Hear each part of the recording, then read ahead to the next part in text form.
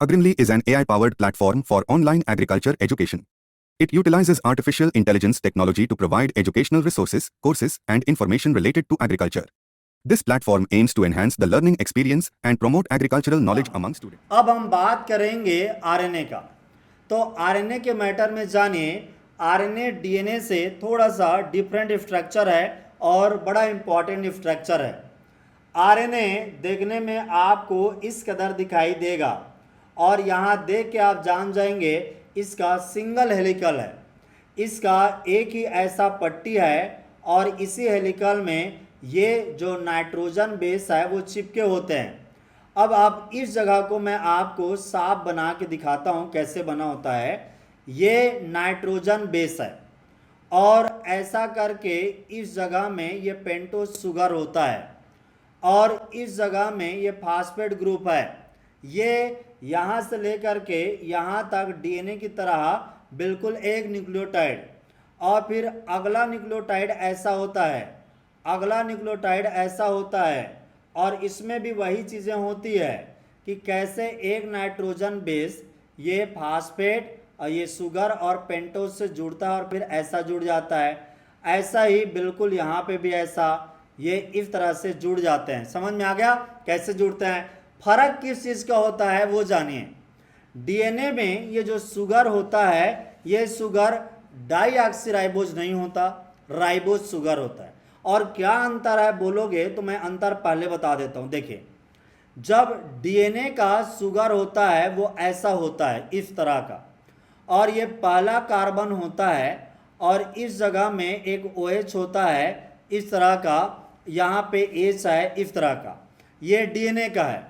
अब इसमें क्या होता है आरएनए में क्या होता है, होता वो भी पेंटोज ही है, लेकिन इस जगह में OH होता है और इस जगह में भी OH होता है। इसीलिए इसे कहते हैं इसमें डबल, ये जो हाइड्रोक्सिल ग्रुप होता है वो डबल होता है, वो डीऑक्सीराइबोज में सिंगल और इसमें डबल। इस तरह से दोनों के स्ट्रक्चर में डिफरेंट होते हैं, ये खाली अंतर है उसके शुगर में, और बाकी दोनों में पेंटोज शुगर ही रहते हैं। फास्फेट ग्रुप सेम रहता है, नाइट्रोजन बेस एक अलग होता है। देखिए यहाँ पे एडिनाइन सेम रहेगा, थायमिन के जगह में यूरेसिल रहता है, ये अंतर है, और ग्वानिन के जगह में ग्वानिन और साइटोसिन के जगह में साइटोसिन रहता है। तो केवल थायमिन के जगह में यूरेसिल एक अलग रहता है। ये एक बेसिक अंतर है एमआरएनए में, आरएनए में डीएनए की तुलना में। आगे बात समझ में कि किस चीज़ का अंतर होता है। चलिए मैं आगे आपको बताना चाहूँगा।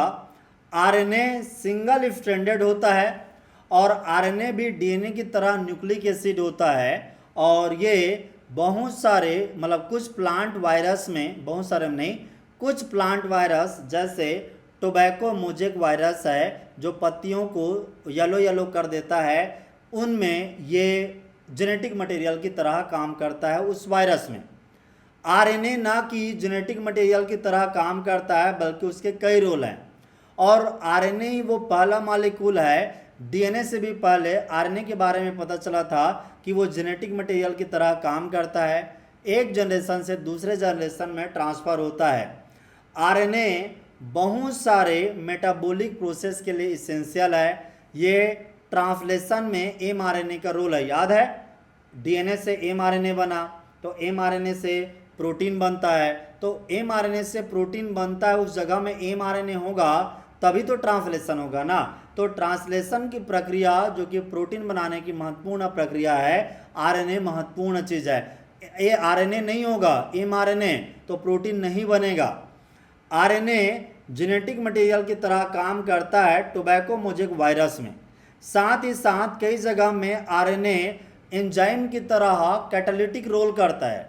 जिस तरह से एंजाइम एक प्रोटीन है और वो किसी भी रिएक्शन को स्पीड आउट कर देता है, वैसे ही आरएनए कई सारे रिएक्शन को तेज़ी से बढ़ा देता है, कैटालिटिक रोल करता है, स्टार्ट करवा देता है उस रिएक्शन को। आरएनए इवोल्यूशन, डीएनए इवोल्यूशन में आरएनए का रोल होता है। जब भी हम अभी तक क्या जाने थे, अभी तक हम लोग ये जाने थे कि ऐसा जो डीएनए होता है उससे ट्रांसक्रिप्शन करके एमआरएनए बनता है। लेकिन उल्टा भी होता है, कभी कभी mRNA से DNA बनते हैं, इसे रिवर्स ट्रांसक्रिप्शन कहते हैं। रिवर्स ट्रांसक्रिप्शन की प्रक्रिया होती है, उस कंडीशन में mRNA से DNA भी बनता है। तो DNA भी बनाने के लिए RNA की ज़रूरत है। अब RNA के कंपोनेंट कौन कौन से होते हैं? तो RNA के भी इसके बैकबोन होते हैं। अब आपको बता दूं पट्टी में RNA के बैकबोन कौन कौन से हैं। तो ये जो चीज़ है ये RNA का बैकबोन है। यहाँ पे मैं बता दूं, ये जो चीज़ है ये RNA के बैकबोन है, और बैकबोन में फास्फोरस आता है और सल्फर आता है। इससे जुड़ा हुआ नाइट्रोजन को छोड़ दें, नाइट्रोजन बेस को, तो फास्फोरस और शुगर के पट्टी को ही आप क्या कहते हैं? बैकबोन कहते हैं। फास्फोरस के या फास्फेट ग्रुप के या फास्फोरिक एसिड, और दूसरा है राइबोस शुगर डीएनए में। दूसरा होता है सिंगल स्ट्रैंडेड स्ट्रक्चर है, ये सिंगल स्ट्रक्चर होता है। तीसरा है राइबो न्यूक्लियोसाइड होता है, राइबो न्यूक्लियोटाइड, यानी यहाँ पे जो नाइट्रोजन बेस होंगे वो राइबो न्यूक्लियोटाइड कहलाएंगे।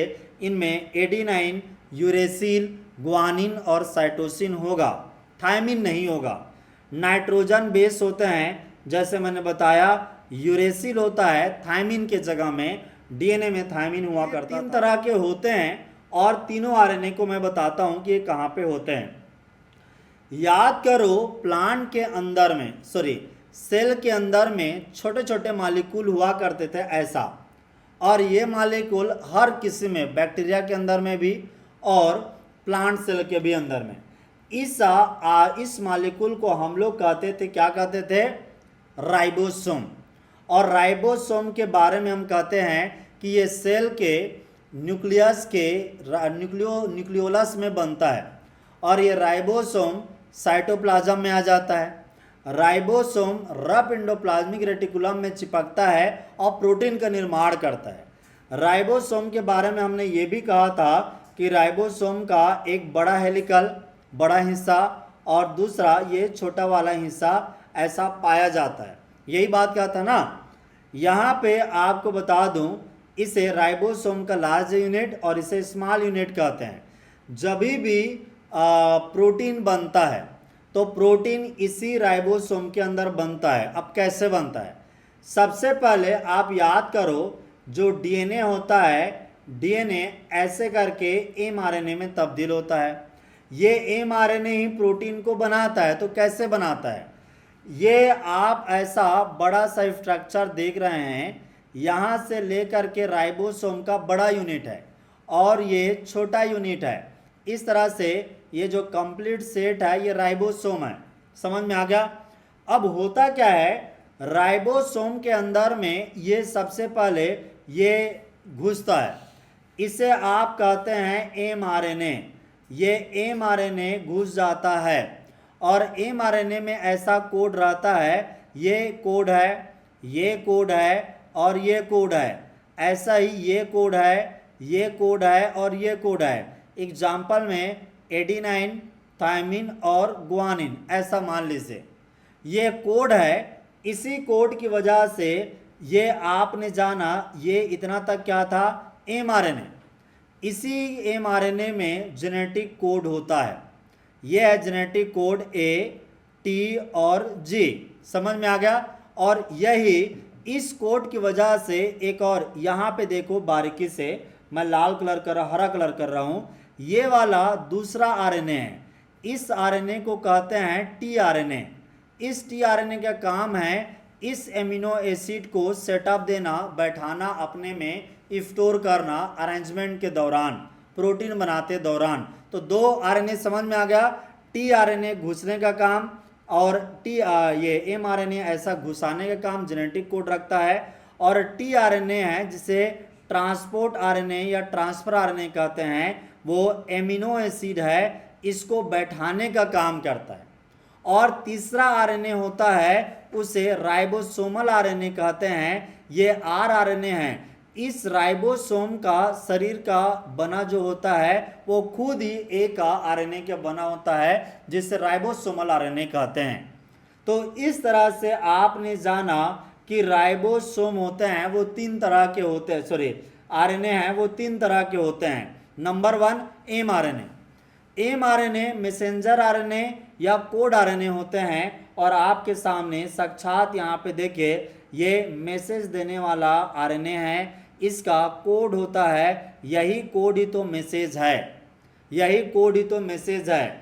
इस कोड के बिना पर्टिकुलर ये एमिनो एसिड नहीं बनता और ये जो प्रोटीन बन पा रहा है ये प्रोटीन नहीं बन पाता।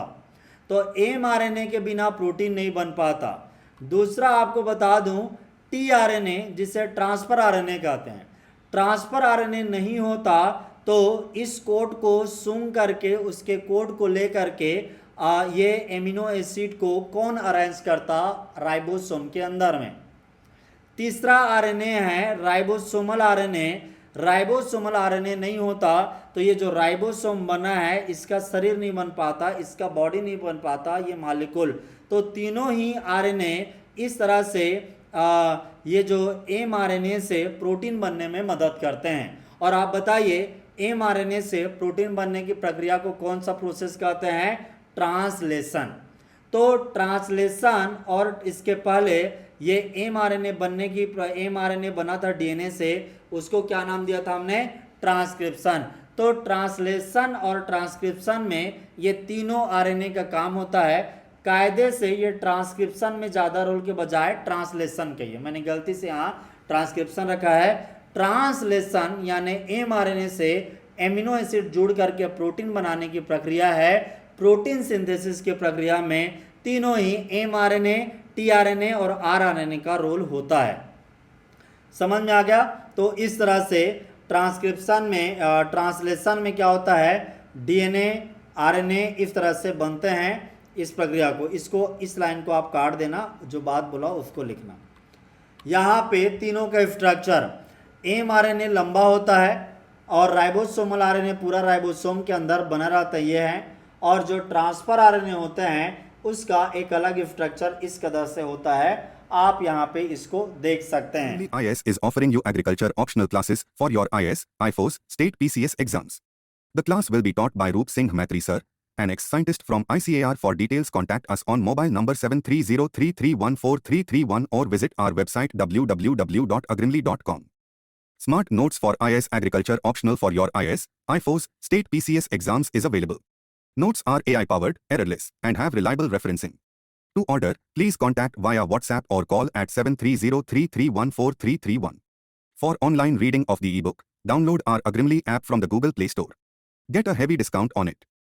Smart Test Series for IS Agriculture optional is also available in offline and online mode. Answer copy check by Roop Singh Maitri sir, an ex-scientist from ICAR.